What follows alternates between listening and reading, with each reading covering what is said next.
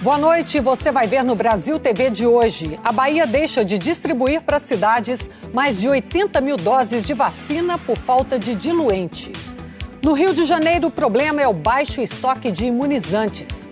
Lília, a cidade do Rio de Janeiro tem vacinas para garantir a campanha de imunização até o próximo sábado. Para a semana que vem, o calendário ainda vai depender da chegada de novas doses do Ministério da Saúde. Já já eu conto os detalhes. Belo Horizonte decide liberar os estádios para os torcedores. Lilian, a volta de público aos estádios, ela acontece menos de um mês das cenas de aglomerações vistas na primeira abertura. Daqui a pouco eu volto com todos os detalhes aqui no Brasil TV. E ainda você vai conhecer a primeira brigada indígena 100% feminina que ajuda a combater incêndios no Tocantins. Hoje é sexta-feira, 10 de setembro e o Brasil TV já está no ar.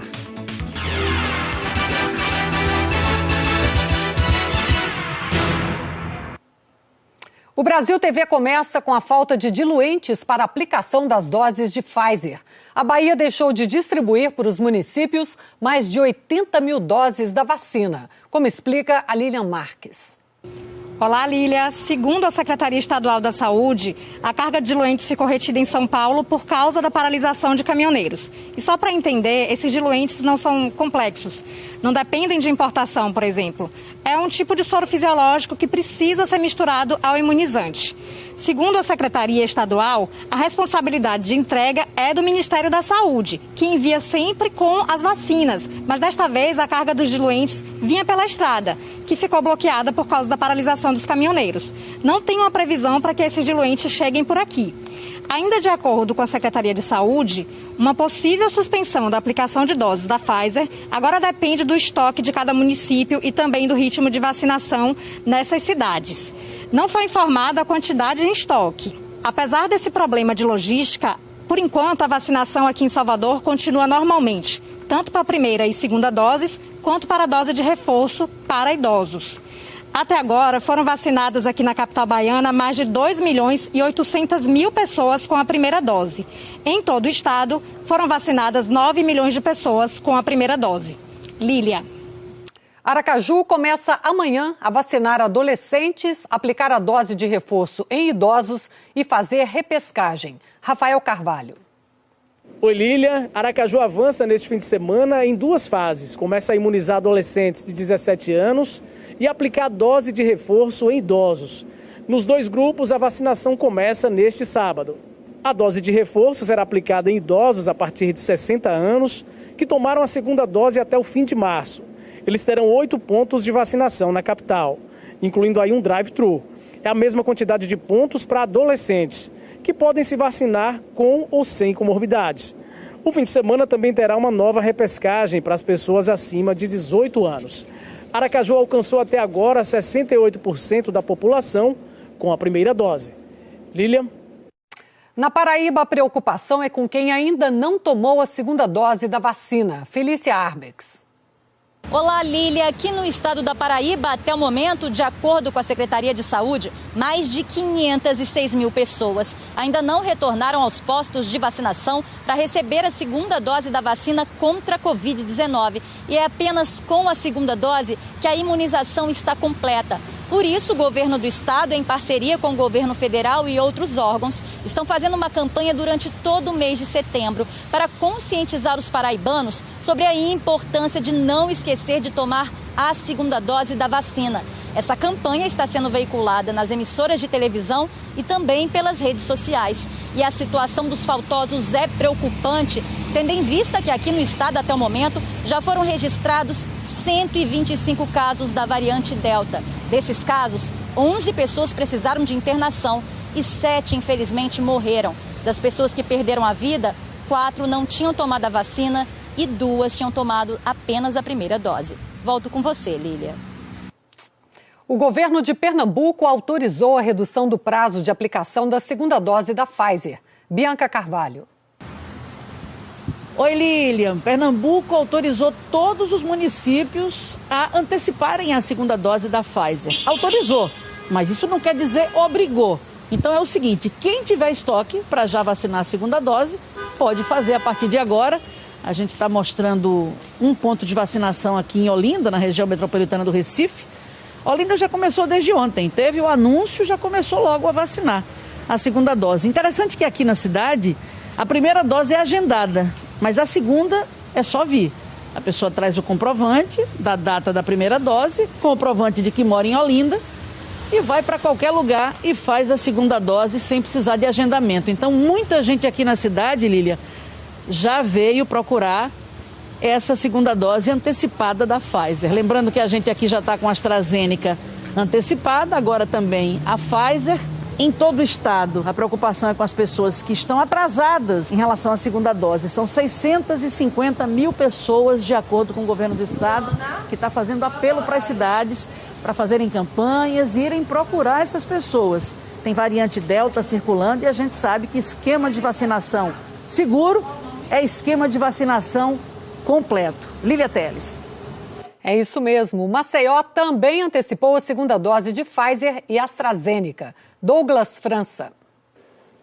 Oi, Lília. Alagoas continua na fase amarela do protocolo de distanciamento social controlado. O novo decreto estadual não faz alterações nas regras sanitárias vigentes.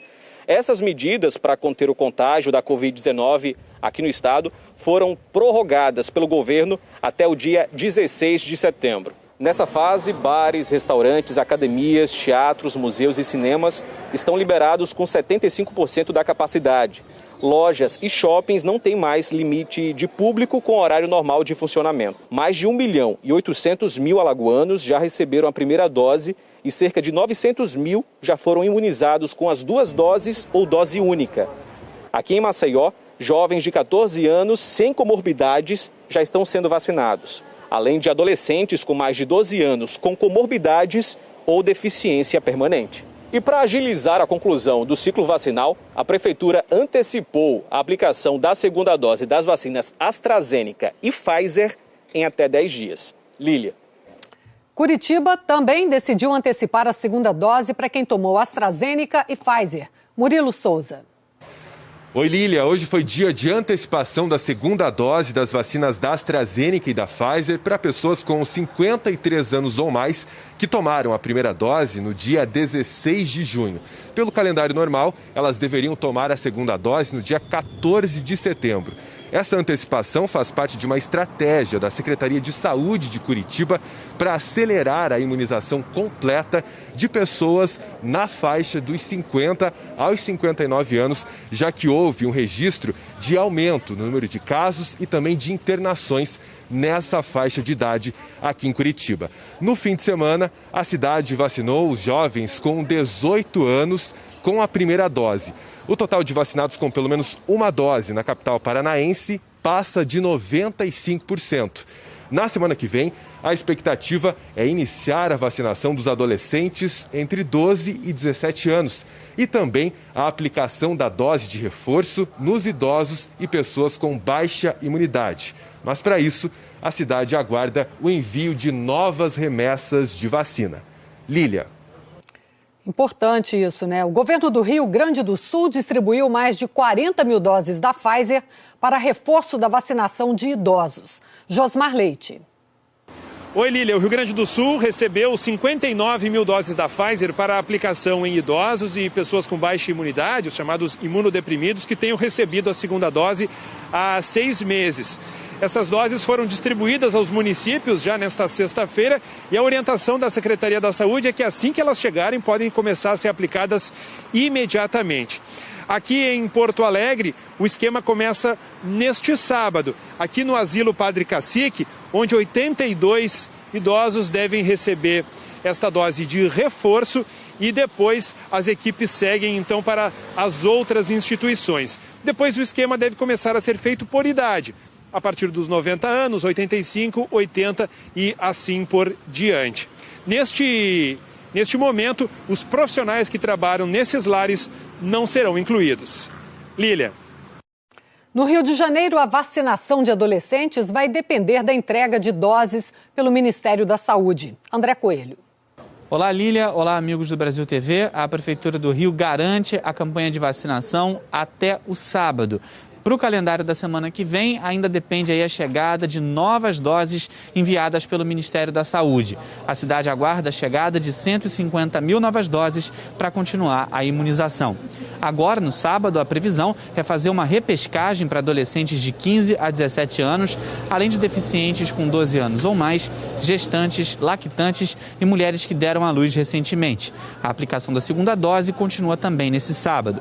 Nesse cenário, o secretário de Saúde, Daniel Sorange, voltou a defender a liberação da entrada de torcedores no Maracanã no próximo dia 15, no jogo entre Flamengo e Grêmio. A partida terá 35% da capacidade do estádio ocupada e vai funcionar como um evento teste para a retomada desse tipo de atividade aqui na cidade. O secretário disse que outros eventos com público devem ser liberados nos próximos dias, incluindo, nas palavras dele, eventos esportivos e festivos ao ar livre. Tudo isso com público vacinado e testado. Segundo o último boletim divulgado nessa sexta, as medidas restritivas que ainda estão em vigor continuam valendo pelo menos até o próximo dia 20. Volto com você, Lília. E em Belo Horizonte, a prefeitura também decidiu liberar os estádios para os torcedores. Flávia Cristine. É o fim da espera para os torcedores, que agora terão que fazer a parte deles aqui em Belo Horizonte. Uma reunião do prefeito Alexandre Calil, do PSD, com representantes dos clubes Atlético Mineiro, Cruzeiro e América, além de representantes da Minas Arena, que administra o Estádio Mineirão, e representantes das torcidas organizadas, definiu pela volta do público. O próximo jogo, com presença de torcedores, está previsto para o dia 28 de setembro no Mineirão, pela Copa Libertadores. De acordo com a prefeitura, os protocolos agora são mais rígidos, como o cercamento de todo o entorno do estádio e também fechamento dos portões 1 hora antes do jogo. Dentro do estádio haverá venda de bebida alcoólica, porque, segundo a prefeitura, isso evita a aglomeração de torcedores do lado de fora antes do início da partida. A torcida tem que apresentar também teste negativo para a Covid-19 e os ingressos vão ser comprados de modo online e com o registro do CPF do torcedor. Lília. Bares e restaurantes de Rio Branco, no Acre, começaram hoje a exigir a carteira de vacinação. Murilo Lima. Oi, Lília. A partir de hoje, pelo menos 18 bares e restaurantes aqui de Rio Branco vão exigir de clientes a carteirinha de vacinação contra a Covid-19. O cliente pode comprovar a imunização apresentando a carteirinha física ou baixar o app Conect SUS, acompanhado de um documento com foto. É preciso ter pelo menos uma das doses para ter acesso aos estabelecimentos. A exigência ficou definida durante uma reunião da Associação de Bares e Restaurantes e Promotores de Eventos do Acre. E os proprietários dos estabelecimentos e os donos de restaurantes dizem que a ideia é incentivar as pessoas a tomarem a vacina. A capital Rio Branco vacina pessoas acima de 12 anos e desde ontem começou a aplicar a terceira dose em idosos acima de 70 anos e em pacientes imunossuprimidos. 53,35% dos acreanos receberam a primeira dose e 24,89% as duas doses. O estado tem apresentado bons resultados em relação à contaminação por Covid-19. Apenas 9% dos leitos de UTIs Covid estão ocupados. O número de mortes e de contaminação também são os mais baixos desde abril deste ano. É com você, Lília.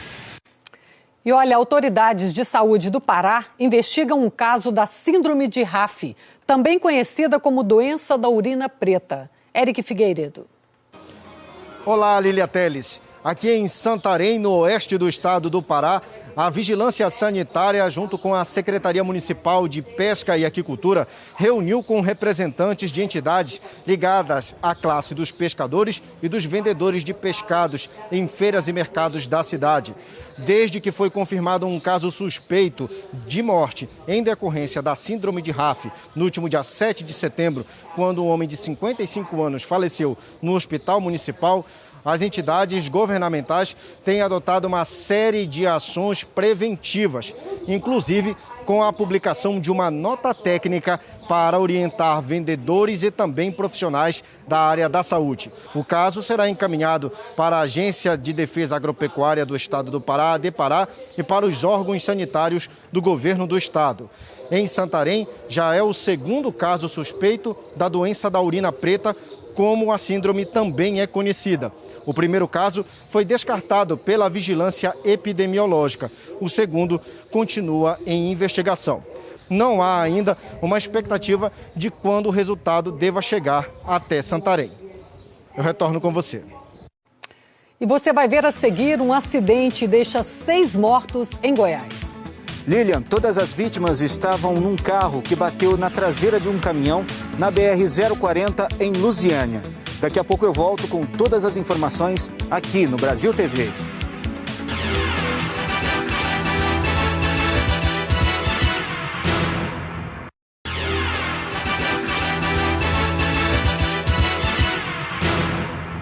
O Brasil TV está de volta com um acidente trágico que deixou 6 mortos em Goiás. Giliardi Freitas. Oi, Lilian. O acidente aconteceu em Lusiânia, cidade goiana que fica na região do entorno do Distrito Federal. 5 pessoas que estavam no carro de passeio morreram na hora. 3 mulheres e 2 homens. A 6ª vítima é um homem de 26 anos. Ele chegou a ser socorrido em estado gravíssimo e foi levado para o Hospital de Base de Brasília, onde permanece internado em coma. Testemunhas contaram aos socorristas do Corpo de Bombeiros que os 2 veículos seguiam na mesma direção quando o carro de passeio bateu na traseira do caminhão que estava carregado de cerâmica. Segundo a PRF, foram encontradas garrafas de bebida alcoólica no porta-malas do carro. O motorista do caminhão, que não teve ferimentos, não precisou de ser levado ao hospital. Os familiares das vítimas disseram que elas estavam em uma chácara em Lusiânia e voltavam para casa quando o acidente aconteceu. Segundo a PRF, por volta das 4 horas da manhã, a rodovia foi liberada. Os corpos das vítimas foram levados para o IML de Lusiânia. Lilian. A polícia do Amazonas investiga a morte de um influencer durante um velório. Juscelio Paiva.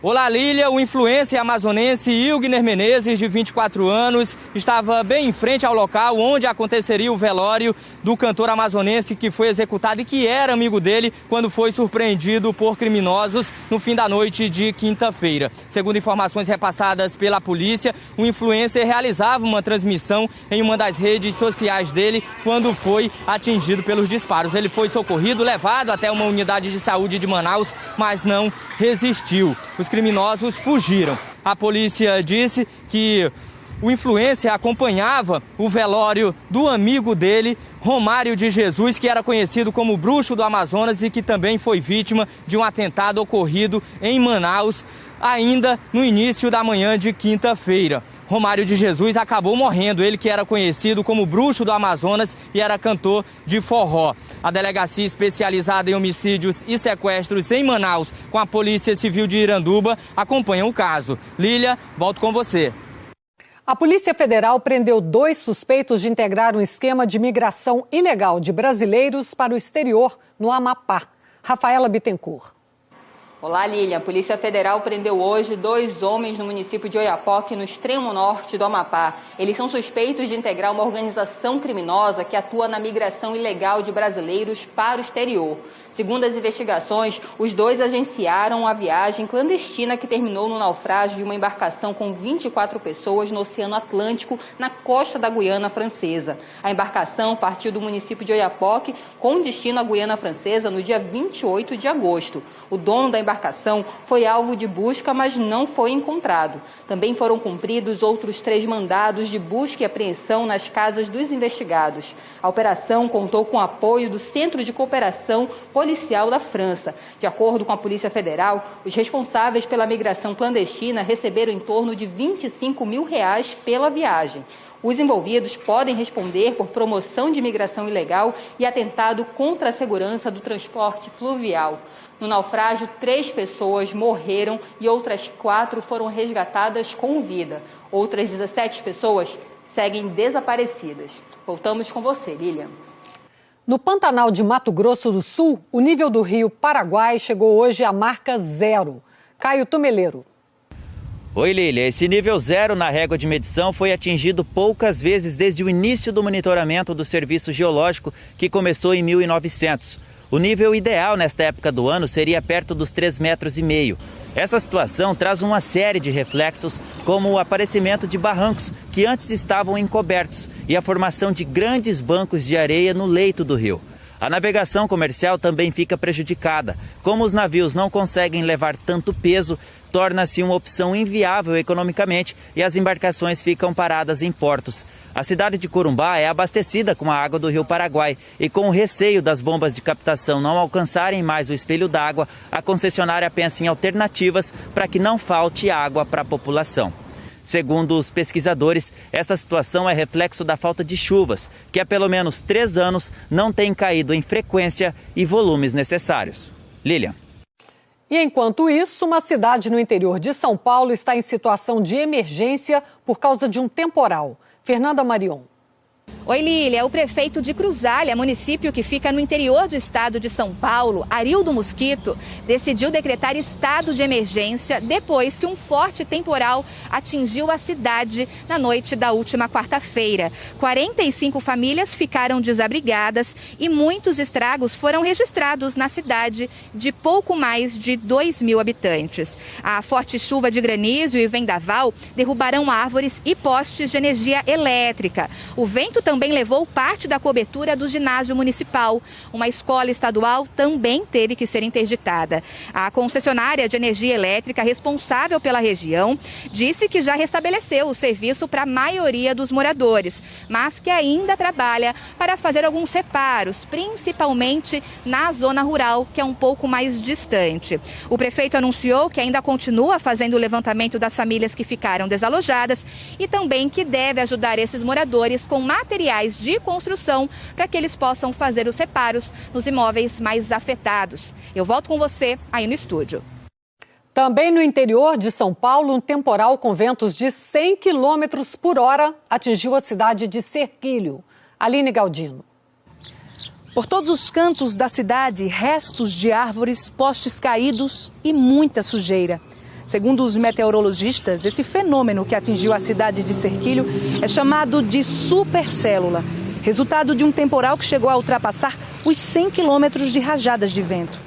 No momento em que a tempestade começou, equipes de saúde se preparavam para dar início a mais um dia de vacinação contra a Covid.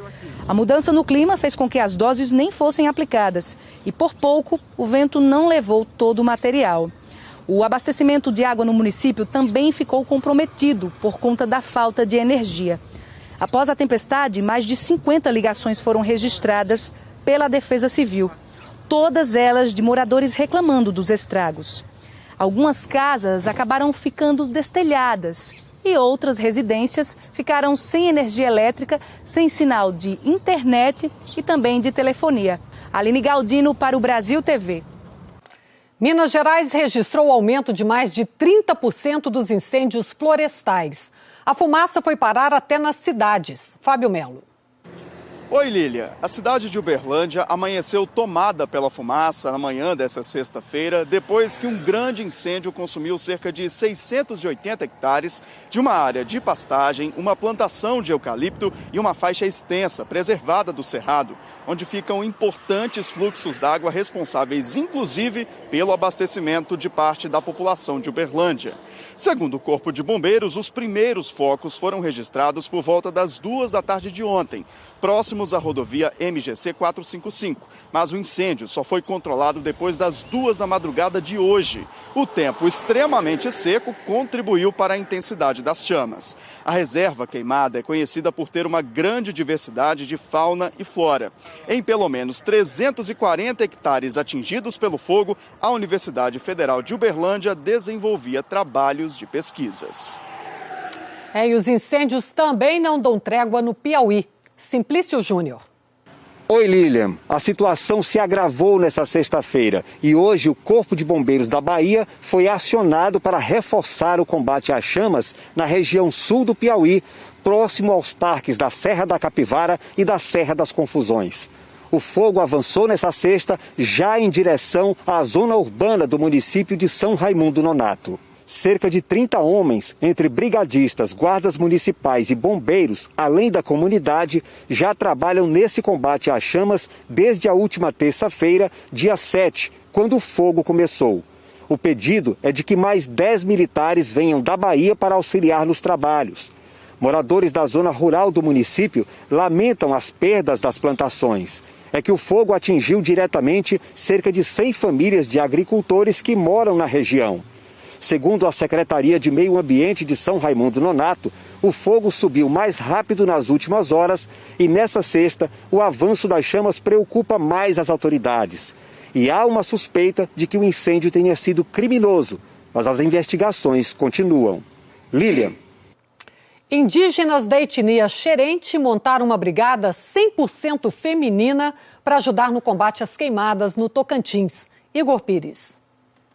Oi, Lília. Aqui no Tocantins, o combate aos incêndios florestais continuam. Só nesse ano foram registrados 7.285 focos, 30% deles dentro de terras indígenas.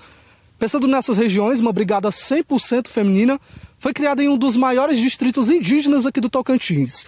O grupo é formado por 29 mulheres da etnia Xerente.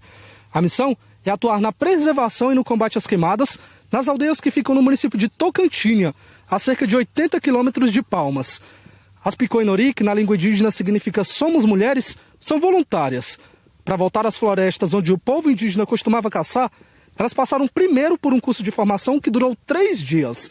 Agora, elas ajudam nesse trabalho nas 94 aldeias da região. Segundo o Preve Fogo, são 195 brigadas aqui no estado combatendo os incêndios florestais. A maior parte delas são formadas por populações indígenas. Lília Teles.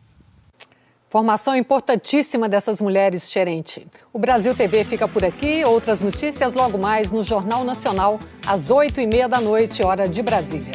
Uma ótima noite e até a próxima.